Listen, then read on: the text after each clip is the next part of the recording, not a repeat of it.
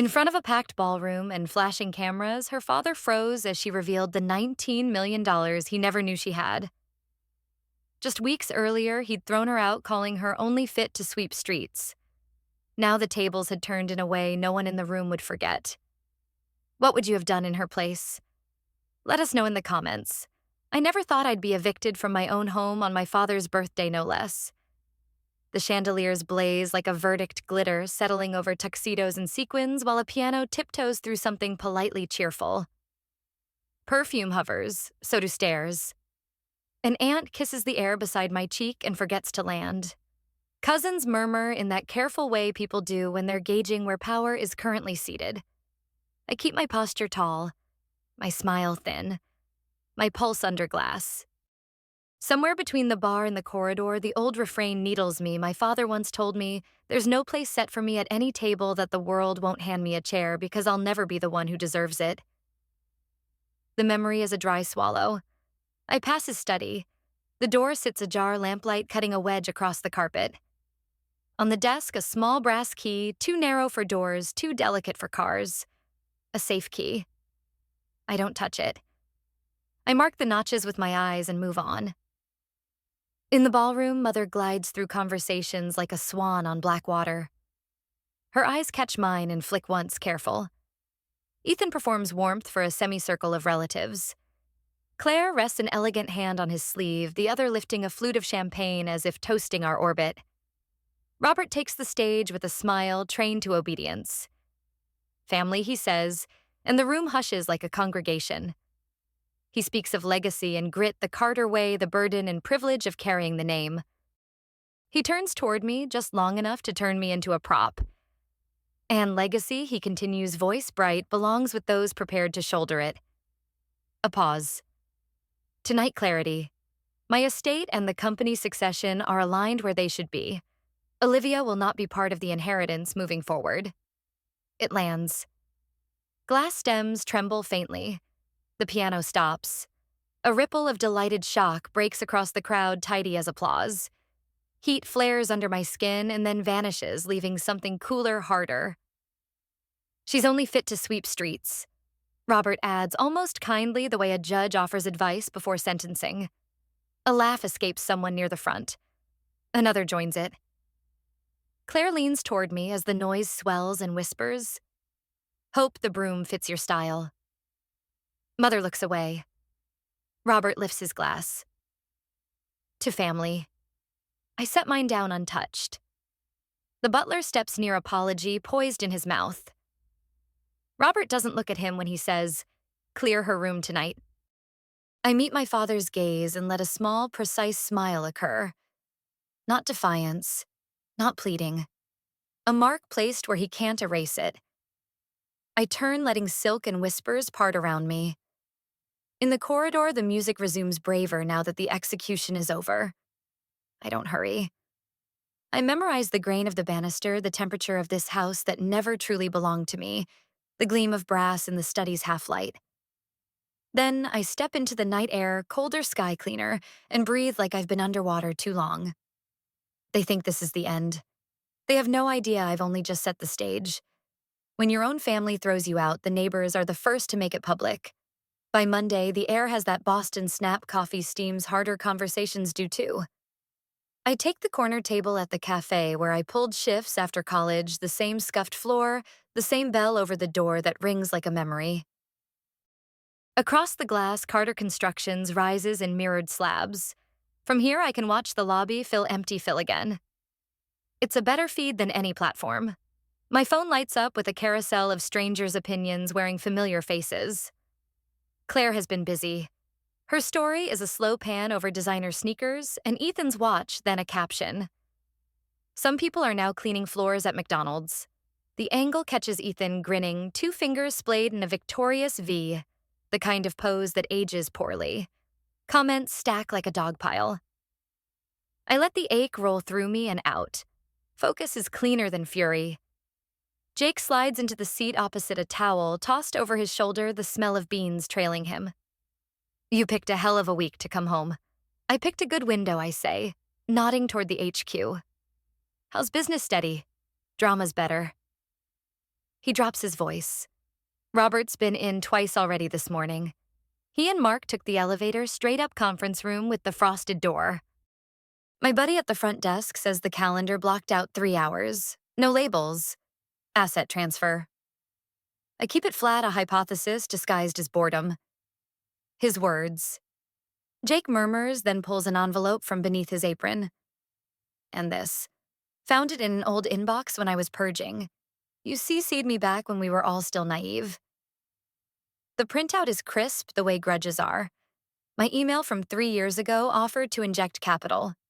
A simple, careful plan. Attached term sheet draft. Below it, Robert's reply. Stop chasing fantasies. No greeting. No sign-off. Just the contempt of a rubber stamp. A notification bubbles up from Ethan's account, a boomerang of him bumping fists with a man in a neon safety vest. Caption locked in a killer materials deal. Florida supplier prices you won't believe. Claire adds a glitter gif. Someone comments a string of fire emojis. Cheap has a smell. You can catch it even through a screen. Your receptionist friend, I say. Trustworthy. Wants out of that lobby and into a real office, Jake says. He's not risking his job for gossip.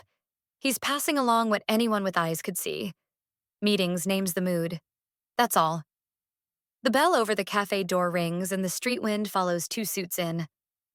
For a second, my chest tightens, but they're strangers. Across the way, though, the real players arrive. Robert's stride is clipped. Mark matches him step for step, a lawyer's metronome.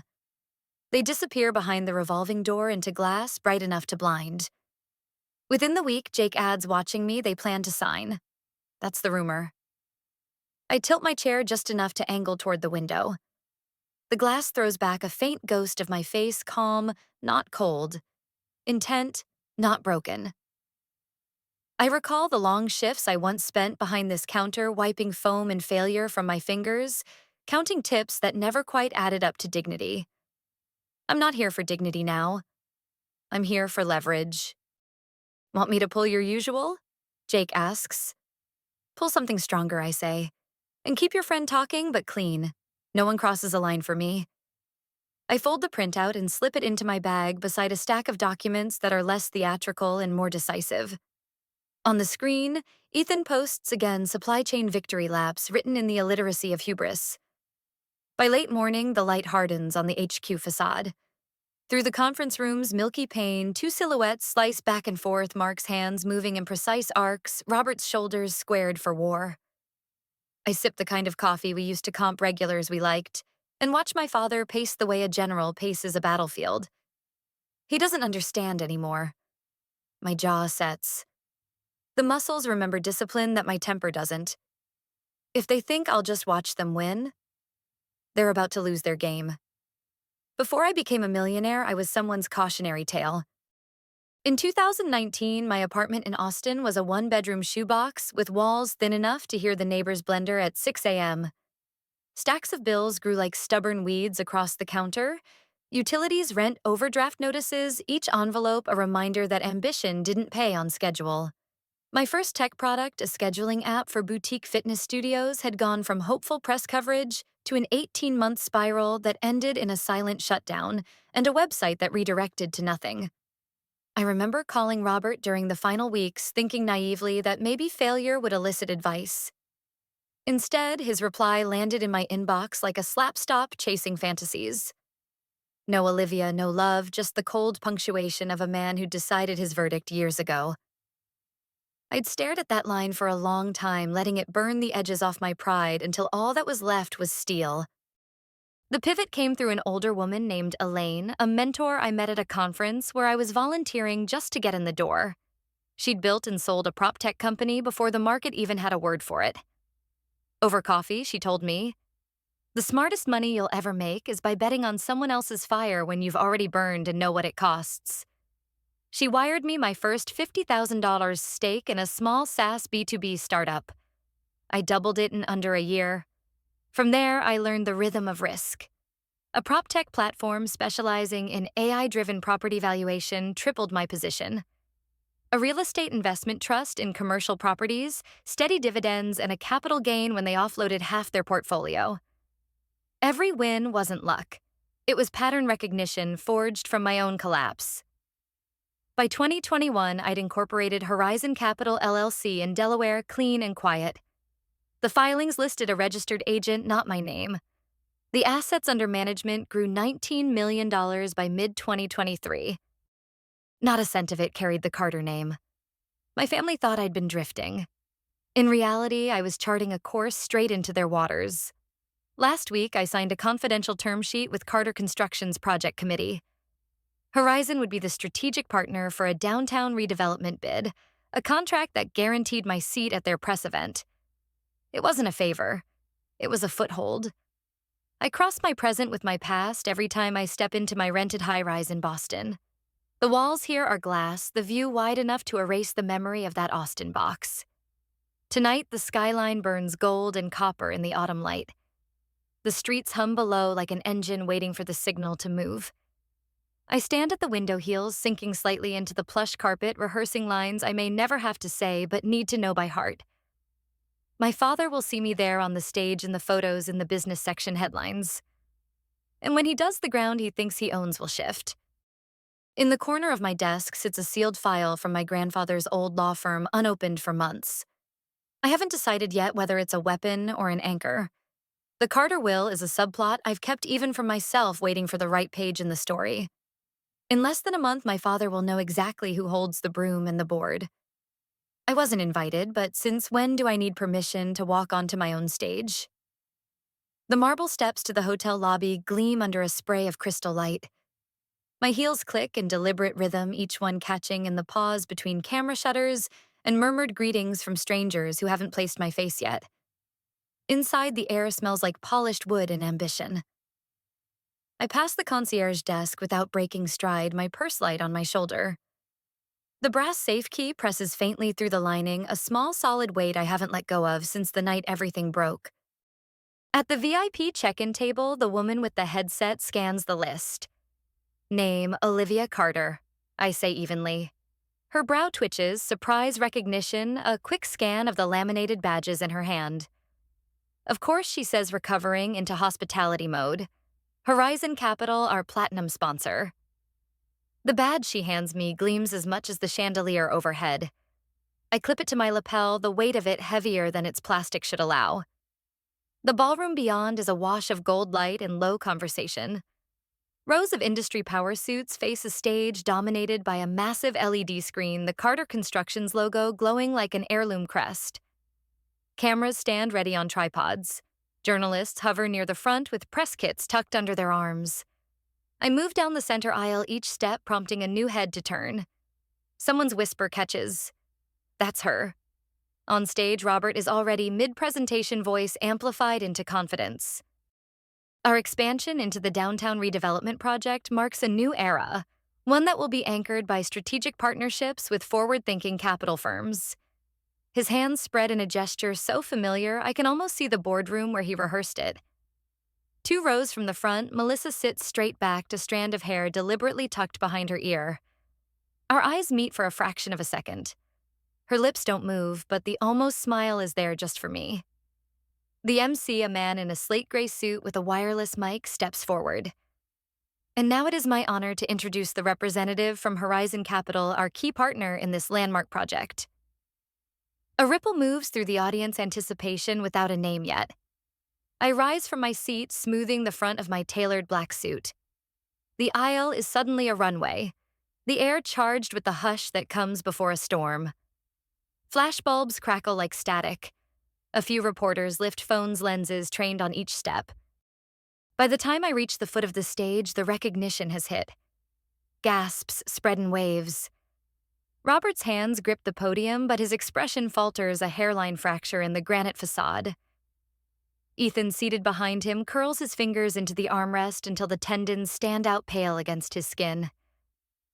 Claire's hand hovers at her throat. I take the last step onto the platform, the lights burning against my face, and turn toward the man who threw me out of my own home barely a month ago. The microphones catch the quiet perfectly. Hello. It's been a while, Father. Never move someone off the board when they're the one holding the queen. I let the words settle beneath the stage lights, then gesture to the screen. The first slide is a bank letter on official letterhead watermark, faint as a throat clearing. Balance confirmation. I say calm as weather. Liquid funds under my control, $19 million. The room tightens. Several reporters lean forward. Lenses click like metronomes. 3 years ago, I emailed an offer to stabilize Carter Constructions during a liquidity crunch. I glanced toward Robert. His reply consisted of 3 words: stop chasing fantasies. Today, Horizon Capital, my firm, is the only entity willing and able to inject capital on terms that don't drown this company. I let only ring. No one contradicts me. My terms appear in clean type. Condition 1. Robert Carter resigns as CEO effective immediately. Condition 2. Ethan Carter is reassigned to a mid-level management role pending review. Ethan half rises, sputtering, then folds under the weight of cameras and his father's silence. I set a slim, hardbound folder on the lectern and open it with measured hands. There's another matter. The LED fills with a scanned document, notarized, dated the ink's age, visible even through pixels. This is the original will of my grandfather, filed with Harris and Lyle Law, witnessed and notarized 4 years before Mr. Carter's revised version. I accessed the firm's sealed archive using a key my grandfather left in this family, some safes still open for the right person. A murmur sluices through the audience. I nod toward Melissa. She stands, voice steady, despite the tremor in her hand. I was pressured to sign as a witness on the later document. She says, clear enough for the second row and the back camera. I regret it. I advance to the last slide. Finally, a compliance note. The killer materials contract Ethan touted online. The supplier's assets were placed under federal seizure last quarter. Entering a procurement relationship with them exposes Carter Constructions to reputational and legal risk. A reporter from the Globe is already on her phone, mouthing front page. Noise swells, investors to one side, journalists to the other, the room splitting along lines of money and story. Mark leans in to Robert, voice a thread that still reaches me. If you don't sign, we're bankrupt in 90 days. Flashes strobe. I keep my gaze level, the folder closed beneath my hand, the queen exactly where I want her. Robert's mouth flattens the jaw, ticking once like a clock that hates its minute hand. His voice is gravel dragged across stone. Robert's jaw tightens. Bring me the damn pen. My father once said I was only fit to sweep streets. He didn't realize I'd sweep the chair out from under him. The table is draped in white, the pens align like scalpels, the contract thick enough to bruise. Photographers crowd the lip of the stage. Their flashes pulse heartbeat, then heartbeat again. I stand where the lights are hottest and feel nothing but a cool, precise stillness. Somewhere in the noise, a memory ticks. They have no idea I've only just set the stage. It was true then. It's scripture now. Robert takes the first pen with a fist too tight. His signature drags across the page, letter forms that used to command entire boardrooms reduced to strokes that only say I concede. Mark hovers at his shoulder, whispering logistics, filing timestamps, witnesses smoothing the sharp edges of defeat into process. The final page turns. Another signature lands. A murmur ripples outward as if the room itself exhales. Mark slides a second document across board resolution. Effective immediately, he says into a mic voice steady, the board accepts Robert Carter's resignation and appoints Olivia Carter as interim chair. Cameras pop. I don't smile. I nod once the way you accept gravity. Robert finds a last spark of theater. He leans toward the microphones. She manipulated this entire spectacle, he says, voice rough. Fabricated narratives ambushed me with half-truths. This isn't leadership, it's a stunt. The reporters don't even flinch. The will is notarized and predates your revision by 4 years, one says. The bank letter confirms liquidity. Your son's supplier is under federal seizure. Which part is a stunt? The question hangs. The room knows the answer. A mic passes to Melissa. She rises, gaze clear. Olivia did what leaders do. She told the truth, backed by documents. I witnessed the pressure that created the false will. That ends today. Her words enter the record and close a door behind us. Robert's mouth opens for another rebuttal that never forms. His face pales, sweat beads in the harsh light. He sways. The pen clatters metal singing against wood before his body follows, folding onto the table in a thud that silences the room for a stunned beat. Then the shutters detonate strobe on strobe angles, caught headlines writing themselves in pixels. Somewhere below, I hear the word viral, and know the photo will outrun even our press release. I sign my pages, clean signatures, no tremor, and hand the pen back to Mark. My phone buzzes with the notification I don't check. I look past the glare into the crowd investors, recalculating journalists, composing employees, watching a history they'll later say they always saw coming. I think of the brass key in my purse of a sealed file and a door unlocked at last. Justice may arrive late, but when it comes, it sweeps away every lie. Claire chases Olivia, attempting a parting insult. Olivia hands her a business card. Call me when Ethan's out. I might have a receptionist position for you. Olivia exits into the Boston dusk, stepping into her Tesla. Beneath the fading echoes of the press cameras, the power that once seemed unshakable had shifted with quiet finality. What began as a night of public humiliation ended with truth laid bare, and the architects of deceit brought low. Justice hard-won and deliberate had taken its place at the head of the table. When injustice is met with unwavering courage, the final verdict can echo through a lifetime.